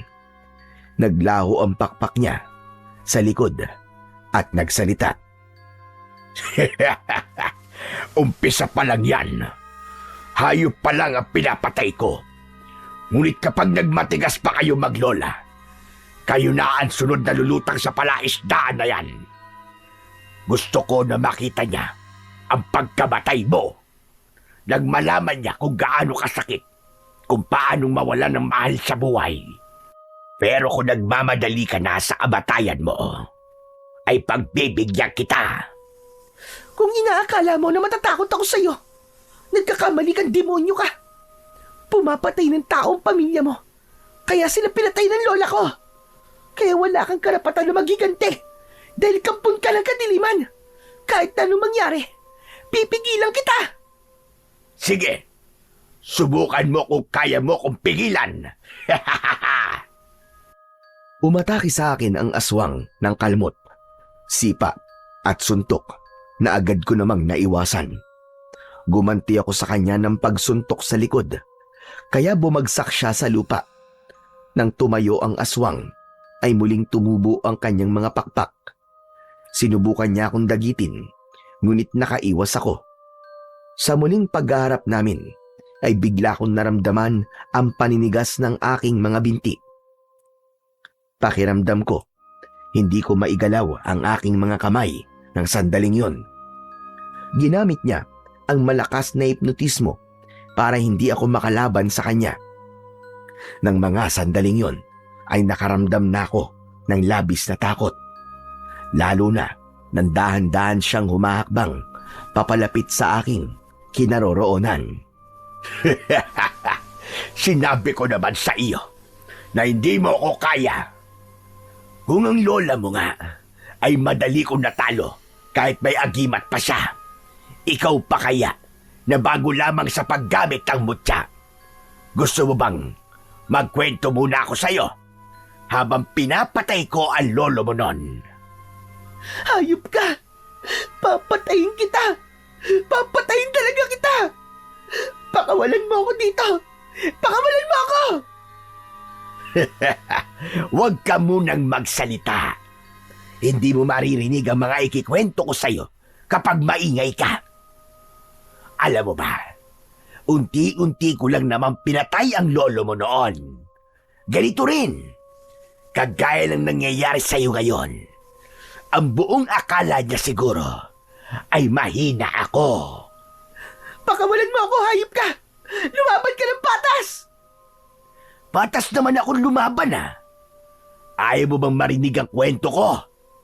Kung paano kong pinahirapan si Rodolfo? Kung paano kong hinugot ang laman loob niya sa loob ng kanyang tiyan? Pagkatapos, ipinatikim ko sa kanya ang lasa nun para naman patas para sa kanya. At siyempre, sinaluan ko siya nang hindi naman siya malungkot. Sigaw siya ng sigaw noon. Tinatawag niya ang pangalan ng magaling mong lola. Hayop ka! Halimaw ka! Papatayin kita! Sige, lakasan mo pa ang boses mo. Nagganahan naman ako habang nagkikwento. Alam mo bang, merong isang tao na sinubukan na tulungan siya. Ayon, nauna tuloy sa amo niya. At siyempre, ipinainom ko sa lolo mo ang dugo ng pakialamerong yon. Sayang, walang nakakaalam na patay na ang tapat niyang tauhan. Sinong tauhan na tinutukoy mo? Sino? Hulaan mo para masaya. Ano? Itutuloy ko ba ang pagkikwento? Alam mo, natatawa ako sa lolo mo Kahit hirap na siyang huminga, pinagmumumura pa rin niya ako. Pinagbabantaan niya ako. Alam mo ba kung ano sumunod na nangyari? Ayon, winakwak ko dibdib niya. Kaya yon, maaga siyang nagbiyahe papuntang impyerno. Nang marinig ko ang kwento ng aswang, parang ako ang nasaktan sa nangyari kay Lolo Rodolfo. Nagpumiglas ako at pilit na kumawala sa malakas na puwersang pumipigil sa katawan ko. Maya-maya pa ay biglang bumagsak ang aswang. May nakabaon na palaso sa dibdib niya. Sinundan ko ang pinagmulan ng palaso. Nakita ko si Lola Tanya. Nakatayo siya. Nakataas ang kamay na may hawak pa na pana. Kumislap ang suot na agimat ng lola ko. Indikasyong humihilom na ang sugat niya. Kaya naman, nawala ang malakas na puwersang pumipigil sa aking katawan. Dala ng labis kong galit, inatake ko kagad ng suntok ang aswang na nakahiga sa lupa. Pinutol ko ang palaso sa dibdib niya at paulit-ulit ko yung isinaksak sa katawan niya.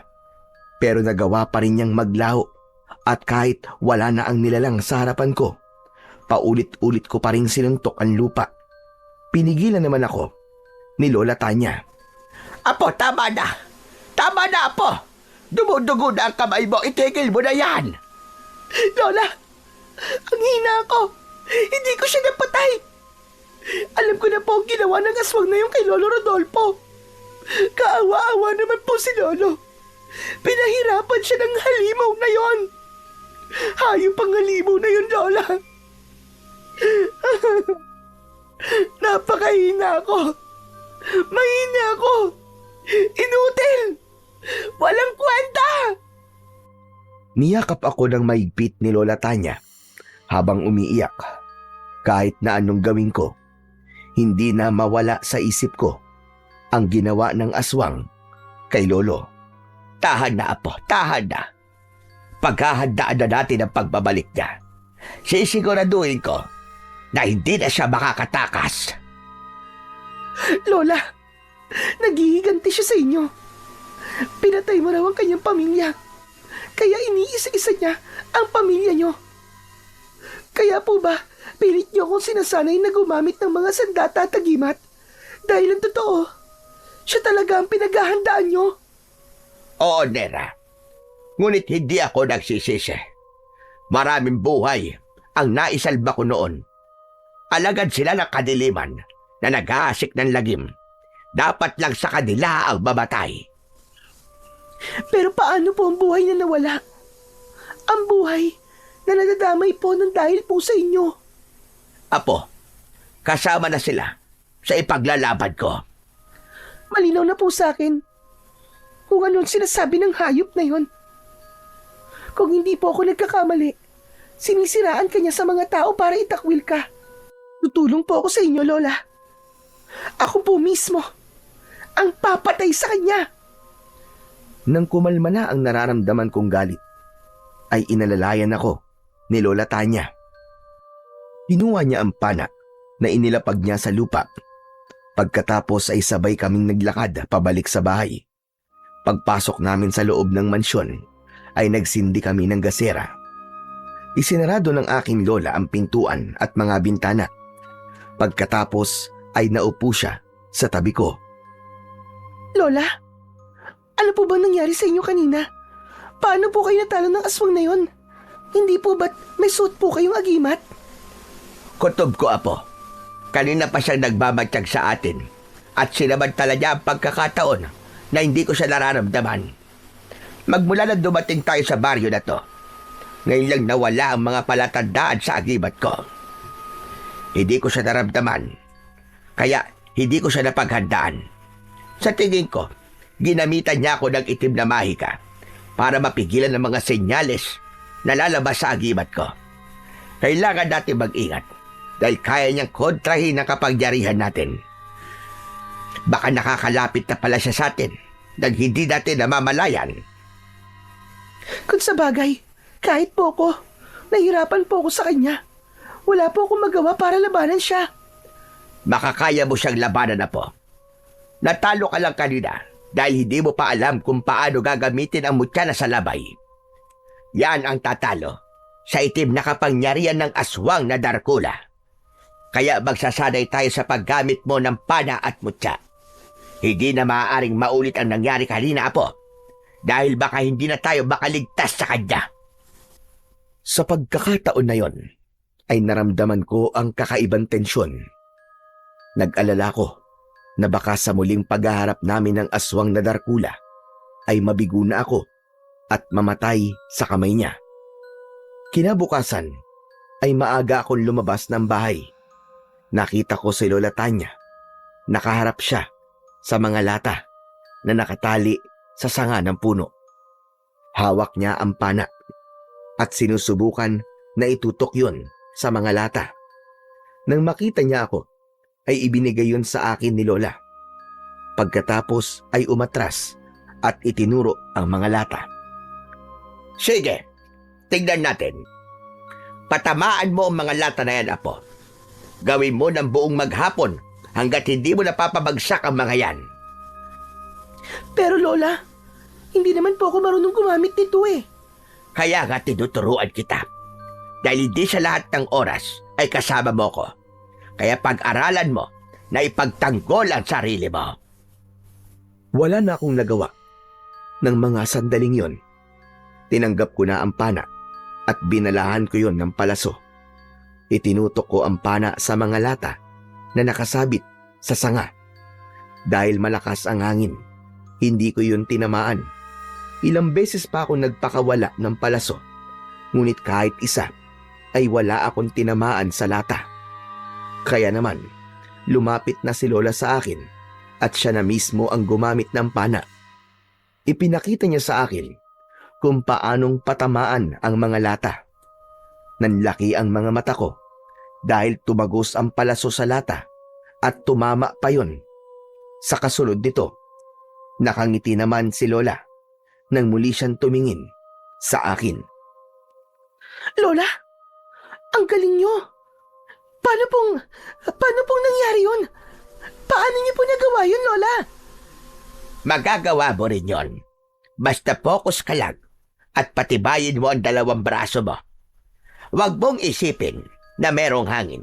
Ang isipin mo ay kung paano mo tatamaan ng mga lata. Hala, sige. Ikaw naman ang pumana sa mga lata. Subukan mo. Muling ibinigay ni Lola Tanya ang pana sa akin. Pagkatapos ay hinawakan ko yon ng maigpit. Itinaas ko ang kamay ko at sinunod ang sinabi sa akin ni Lola. Sinipat ko ang lata. Halos hindi ako humihinga ng mga oras na yon.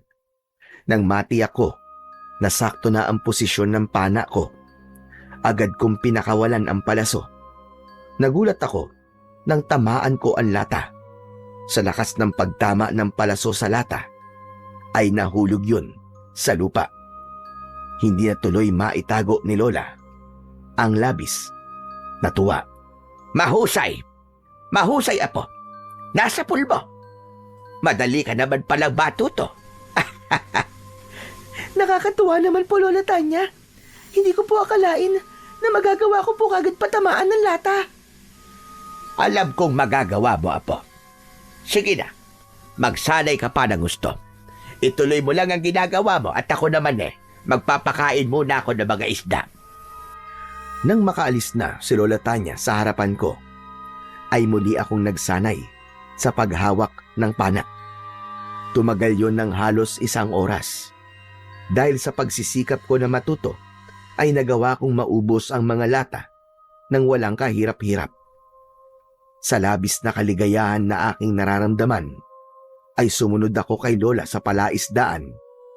Balak ko sanang ibalita sa kanya na nagawa ko na ang ipinag-uutos niya. Ngunit bigla akong natigilan mula sa aking kinatatayuan. Tanaw ko kasi na nag-uusap sina Lola, si Kapitan at si Freddy. Para bang seryoso sila sa kanilang mga pinag-uusapan. Pagkalipas ng ilang sandali, ay hindi na ako nakatiis. Agad akong lumapit sa kanila at naabutan ko na nagsasalita si Kapitan Eli. Kahapon ko lang nalaman, Lola Tanya, na merong mga aswang na gumagala sa lugar natin. Ipinagtapat na sa akin ng anak ko si Freddy ang tungkol sa aswang na pumatay kay Tatay Rodolfo. Nabanggit rin niya sa akin na dati kayo manunugis ng mga aswang. Gusto ko po sana nahingi ng tulong nyo. Balak po sana namin na isama kayo sa pagroronda sa gubat. Malaking bagay po kasi kapag merong nakakaalam sa galaw ng mga aswang. Pwede naman sana, Kapitan, na sumama sa inyo. Kaya lang matanda na ako at mahina na ang katawan. Baka hindi ako tumagal sa paglalakad at maging sagabal pa ako sa inyo. Tay, tama naman po sinabi ni Lola Tanya. Baka mapahamak siya kung isasama pa natin siya. Ako po. Ako na lang po ang sasama, imbis po na si Lola Tanya. Ako po ang tutulong sa inyo, Kapitan Eli. Teka, sigurado ka ba, Hanera? Sigurado po ako, Kapitan Eli. Matutulungan ko po kayo at malalaman po ang galaw ng mga aswang. Gagawin ko po ito para sa katarungan sa pagkamatay po ng lolo ko. Isa pa, tinuruan naman po ako ni Lola sa pakikipaglaban Kaya Hindi po ako magiging pabigat sa inyo. Pinapangako ko po yan. Abay, ganun ba? Mabuti naman kung ganun. Pero Nera, baka hindi mo alam kung anong panganib ang haharapin natin sa gubat. Pagroronda ang tawag sa gagawin natin. Sigurado ka ba na kaya mo? Oo naman, Freddy. Bakit hindi? Kung kaya niyo mga lalaki, di hamak naman na kaya rin namin mga babae. Kung yan ang desisyon mo, Apo, sige, susuporta kita. May tiwala ako sa kakayahan mo. Teka, nagawa mo na ba ang ipinapagawa ko sa iyo kanina? Opo, Lola, tapos na po. Napabagsak ko na po lahat ng mga lata. Sapul po lahat. Magaling, Apo. Magaling ka talaga. Salamat naman at nagawa mo na maayos. Ikaw naman, Freddy. Ikaw na ang bahala sa apo ko. Huwag mo siya susubukin. Napigilan. Matigas ang ulo ng batang yan. Kaya, suportahan na lang natin siya. Opo, Lola. Wala naman po akong magagawa eh. Makakaasa po kayo. Naiingatan ko po siya. Kailan ba tayo magsisimula sa pagroronda, ha, Freddy? Kung pwede sana, kahit mamayang gabi na, Nera. Dadaanan ka na lang namin dito ni Freddy. O paano, Lola Tanya? Aalis na po kami. Maraming salamat po sa pakikiisa nyo. Pasensya na rin po kayo sa abala. Wala yung kapitan. Sige na. Salamat din po sa inyo. Mag-iingat po kayo. Nang makaalis ang mag-ama, ay isang malalim na buntong hininga ang pinakawalan ng aking lola. Nakatayo kami habang nakatingin sa palaisdaan. Para akong nakahinga ng maluwag dahil sa wakas, alam ko na meron na kaming makakatulong sa pagtugis sa mga aswang. Pagkatapos ng tagpong yun, ay umalis na kami sa tapat ng palaisdaan. Pagsapit ng gabi, ay dumating na nga sina Kapitan Eli at Freddy. 18 mga lalaki ang kasama ko at 2 babae. May mga hawak silang sulok, sibat, itak, at ako naman ay may bitbit na pana at punyal na nakatali sa hita ko. Handang-handa na ang lahat sa aming pagroronda. Mga kasama, makinig kayo lahat. Handa na ba kayo? Kahit na anong mangyari, ay sikapin natin na maging ligtas at makauwi sa mga pamilya natin ng buhay. Kapag nasa gubat na tayo, ay hindi tayo maghihiwa-hiwalay. Para sa oras sa salakayin tayo ng mga aswang, ay malalabanan natin sila.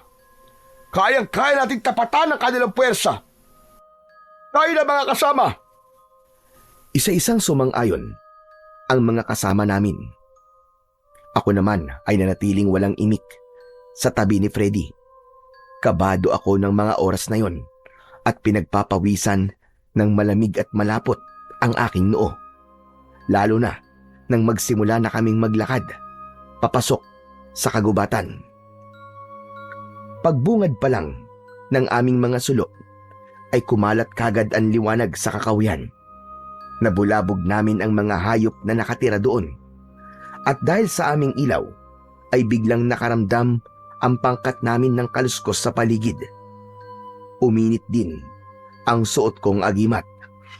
Pagkatapos, ay malakas na sumigaw si Freddy habang nakatutok ang sibat niya sa madilim na bahagi ng kakawihan.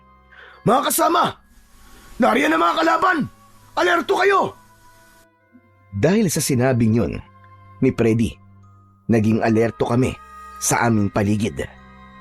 Mabilis ang paglinga namin sa unahan at hulihan ng aming daan. Saka ko lang napansin na para bang kulang na kami ng 2 miyembro. Teka, sandali lang po, Kapitan. Para pong nawawala po ang 2 babae na kasama natin,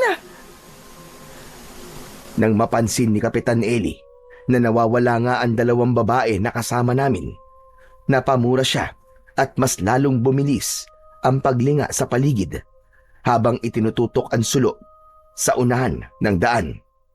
Anak ng putya, oo! Bakit walang nakapansin sa inyo na wala na ang 2 babaeng kasama natin? Ano ba kasing ginagawa nyo? Maging alerto kayo! Kahit ako ay aminadong hindi ko rin yun napansin. Masyado kaming nalibang sa paglalakad. Sinubukan ni Kapitan na tawagin ang pangalan ng dalawang babae dahil baka naligaw lamang ang mga ito. Ngunit ang narinig namin ay ang pag-angil sa paligid. Maya-maya pa ay lumitaw sa harapan namin ang maraming aswang na darkula. Doon na kami nagsimulang magkagulo. Natakot ang mga kasama ko dahil hindi nila inaasahan na magpapakita sa amin ang ganong karaming mga aswang. Itinaas ko ang aking pana at sunod-sunod na nagpakawala ako ng palaso sa ere. Tinamaan ko ang mga aswang na darkula at bumagsak ang mga yon sa lupa habang nagkikikisay ang katawan nila. Nera! Nera, sa likod mo! Ngunit huli na para tamaan ko ng palaso ang umaatake sa akin na aswang. Dinagit ako ng aswang at inilipad ako sa impapawid. Nabitiwan ko ang hawak kong pana. Pero dahil sa suot kong mutya ng salabay, napaso ang aswang at nabitiwan din niya ako. Naramdaman ko ang pagtama ng katawan ko sa sanga ng puno. Ngunit nakakapit ako kaya hindi ako tuluyang bumagsak sa lupa. Mabilis akong bumaba sa puno at ginamit ang punyal na nasa hita ko. Agad kong sinalubong ang mga kalaban at nilaslas ang kanilang mga leeg. Bumagsak ang mga yon sa lupa habang bumubula ang sariling bibig. Lumilitaw ang malaasidong epekto ng aking kapangyarihan sa katawan nila hanggang sa tuluyan silang masunog at maging abo. Sa paglingon ko sa mga kasama ko, marami sa kanila ang nasugatan. Kaya naman, lumapit ako sa kanila at ako naman ang humarap sa mga aswang. Hoy! Ako ang harapin nyo! Mga impaktong buwang kayo! Nagpasirko-sirko ako sa ere, papalapit sa mga kalaban ko. Bawat aswang na tamaan ng sandata ko ay bumabagsak ang mga yon sa lupa hanggang sa masunog ang katawan at tangayin ang abo ng hangin. Sa pagtayo ko para kumustahin ang mga kasama ko, napansin ko na nawawala sina Kapitan Eli at Freddy. Freddy! Freddy! Kapitan Eli! Nasaan po kayo? Sumagot kayo! Biglang bumundol ang kaba sa dibdib ko. Maya-maya pa ay nilapitan ko ang lalaking sugatan. Tinanong ko siya at sinabi niya sa akin na umalis daw ang mag-ama. Biglang lumiwanag ang suot kong mutya. Palatandaan yon ng isang panganib at babala. Iniwan ko ang mga kasama ko dahil iba ang kutob ko. Bigla kong naalala si Lola. Wala siyang kasama sa mansyon ng mga sandaling yon. Hindi ko alam kung bakit bigla akong kinabahan. Kaya malalaki ang hakbang ng mga paa ko na tinakandaan pabalik sa palaisdaan. Diyos ko! Diyos ko, sana po nagkakamali lang ako. Hindi! Hindi maaari! Huwag niyo pong pababayaan ang lola ko, Panginoon ko! Nakikiusap po ako sa inyo! Lahat ng kaba na nararamdaman ko ng mga oras na yon ay mas lalong nagbigay sa akin ng matinding pagsisikap na makarating kagad sa mansyon sa palaisdaan. Pagkalipas ng ilang minutong pagtakbo ay narating ko na kagad ang kinaroroonan ng palaisdaan at hindi nga ako nagkamali sa babalang ipinaramdam sa akin ng aking mutya ng salabay. Nakita ko na pinagtutulungan ni na Kapitan Eli at Freddy si Lola Tanya. Hoy! Ano ginagawa niyo kay Lola Tanya? Akala niyo ba magtatagumpay kayo sa binabalak niyo? Tay, alam niyo na tungkol sa atin. Nawala na ang bisa ng itim na maika sa agimat niya. Kahit na bisto niya tayo, anak, hindi ko hahayaan na mabuhay siya. Sige na, patayin mo na siya! Pakawalan niyo si Lola! Bakit niyo siya sinasaktan? Pakawalan niyo siya! Hindi pa rin ba malinaw sa'yo ang lahat, Nera? O nagtatanga-tangahan ka lang? Pinaghandaan namin ang pagbabalik ninyo. Matagal nang patay ang may-ari ng mukha namin. Kaya madali lang sa amin ang mahulog kayo sa patibong namin. Ang bilis niyong magtiwala. Wala kayong kaalam-alam na may bisa ng itim na mahika ang mga agimat nyo para hindi nyo kami maramdaman. Pero ngayon, na natuklasan mo na ang pagkatao namin, wala nang dahilan para magtago. Mula sa harapan ko ay biglang nagbago ang anyo nila. Naging isang aswang na Darkula at si Freddy pala ay ang aswang na nanloob sa amin sa mansyon. Hindi na ako nagdalawang isip. Ginamit ko ang kapangyarihan ko para labanan ang dalawang aswang. Si Lola Tanya naman ay hinarap si Kapitan Eli. Ako naman ay kay Freddy. Nagpambuno kami. Kapangyarihan namin laban sa kapangyarihan nila. Sa una ay nahirapan ako dahil malakas ang kapangyarihang itim. Muntik mo na akong maisahan, Freddy. Hindi ko hahayaan na magtagumpay ka sa mga plano mo. Demonyo ka pala! Hindi ko rin naman hahayaan na magtagumpay ka. Dumating na ang paniningil namin ng tatay ko. Kaya naman, magbayad na kayo! Agad akong ginamitan ni Freddy ng kanyang itim na kapangyarihan para hindi ako makagalaw. Ngunit ginamit ko ang mutya ng salabay upang makontra naman ang kapangyarihan niyang pinakawalan. Lumitaw ang liwanag mula sa mutya at bumalot yon sa buo kong katawan. Pumikit ako at inusal ang isang orasyon na itinuro sa akin noon ni Lola Tanya. Unti-unting lumakas ang liwanag na bumabalot sa aking katawan. Dahil sa epekto ng aking mutya, tumalsik si Freddy at pasadsad na bumagsak sa lupa.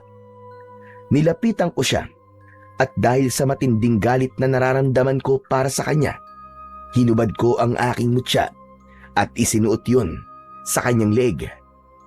Kitang-kita ko kung paano ang pagkikisay ng kanyang katawan habang sinusubukan niyang tanggalin ang kwintas na mutya. Mula sa aking harapan, natunaw siya at nasunog ang katawan hanggang sa maging abo at tangayin ng hangin. Nakita ni Kapitan Eli ang ginawa ko sa anak niya. Hindi maaari. Anong ginawa mo sa anak ko, Nera? Papatayin kitang hayop ka. Papatayin kita. Pero bago yon, uunahin ko muna ang matandang ito. Tinakal ni Kapitan Eli ang lola ko. Umangat ang paa ng aking lola sa lupa. Ngunit sa kabila ng hirap na nararamdaman niya, sinubukan niya pa ring ituro ang pana. Nera, apo ko! Taputin mo ang pana, bilisan mo! Patabaan mo siya sa ulo! Magmadali ka, apo! Nakita kong nasira ang agimat ni Lola, kaya wala siyang lakas para lumaban sa aswang na si Kapitan Eli. Wala nang ibang paraan. Dinampot ko ang pana sa lupa. Itinaas ko yun at itinutok ang palaso sa muka mismo ng kalaban, direkta sa ulo nito. 2 beses kong pinakawalan ang palaso. Bumaon ang mga yon sa mata at ilong ng aswang. Nabitiwan niya ang leeg ng lola ko. Pagkatapos ay binitiwan ko ang pana at kinuhang muli ang mutya ng salabay sa lupa. Tumakbo ako ng mabilis papalapit sa kinaroroonan ni Kapitan Eli. Saka ko isinuot ang kwintas sa leeg niya at pinagmasdan ko kung paano siyang sinunog ng aking mutya. Naramdaman ko ang pagtayo ni Lola Tanya at tumabi siya sa akin. Magkasama kaming nanood kung paanong nasusunog ang katawan ng aswang hanggang sa maging abo. Sa wakas, natalo natin sila, apo. Tayong nagwagi. Wala na ang mga aswang Ligtas na tayo pati na ang lahat ng mga taga rito. Teka, Apo. Paano mo nga pala nalaman na inaatake ako ng mag-amang aswang kanina? Basta ko na lang naramdaman, Lola. Kung minsan po talaga, ang kutob ng isang tao ay nagkakatotoo. O baka, tinulungan po tayo ng Panginoon para hindi po sila magtagumpay sa kanilang mga binabalak. Iba talaga gumawa ng paraan ng Panginoong Diyos natin, anak. Mas malakas pa siya sa butya na taglay mo, Apo. Siya ang pinakamakapangyarihan sa lahat. Siya ang dakilang lumikha. Opo, Lola. At napatunayan ko po na palagi niya po tayong ginagabayan. Salamat. At nabigyan na po natin ng hustisya ang nangyari po kay Lolo Rodolfo. Nakakalungkot lang po kasi ginamit ang mukha ni Freddy para sa kasamaan. Siya pala ang tauhan na tumulong po kay Lolo noon. Isa siyang bayani, Lola. Ipagdasal na lang natin ang kaluluwa niya, Apo. Kaya huwag ka nang malungkot. Ang mahalaga ay matatahimik na ang kaluluwa nila dahil sa wakas ay napatay mo na ang mga aswang na pumatay sa kanila. Nang mga sandaling yon, ay saka lamang ako nakahinga ng maluwag. Sa wakas, ay natuldukan na ang paggasik ng lagim ng mga aswang na Darkula. Natutunan ko na hindi pala tama na basta na lamang magtiwala sa mga taong nagpapakita sa atin ng kabutihan. Dahil muntik na akong maniwala kay Freddy. Dahil talaga naman na maginoo siya at talagang tumulong sa amin ni Lola. Iyon pala ay bahagi lamang yon ng pagpapanggap niya para maisakatuparan ang paghihiganti niya. Hindi pala biro ang maging isang antingerang manunugis dahil marami ang nakakaaway at maaaring madamay ang pamilya. Sa ngayon po ay muling bumalik sa katahimikan ang baryo, pati na ang respeto ng mga tao kay Lola. Tuluyan na po naming ipinasara ang palaisdaan at bumalik na kami sa Maynila. Hanggang ngayon po ay suot ko pa rin ang mutya ng salabay. At sa tuwing nakikita ko po ang kwintas ko, ay naaalala ko ang nakakakilabot na karanasan na yon sa probinsya ng aking lola. Hanggang dito na lamang po ang natatangi kong karanasan at maraming salamat po sa pagbabasa. Ang kwentong inyong napakinggan ay nagpapakita lamang na sa dulo ng bawat laban, mapapatunayan na walang puwersa ng kadiliman ang makakadaig sa pusong may determinasyon at pananalig. Ang kanilang pagsisikap ay naging paalala na sa bawat pagsubok, ang liwanag ng kabutihan ay laging mananaig kung hindi tayo susuko. Ang hustisya ay hindi kagad dumarating, ngunit sa pagtsatsaga at katapatan sa layunin, ito'y tiyak na magwawagi. Sapagkat sa mundong puno ng dilim, ang tunay na sandata ay hindi lamang lakas o tapang, kundi ang paniniwala na ang kabutihan ay laging magbabalik. Mas malakas, mas makatarungan, at mas matatag kesa sa inaasahan.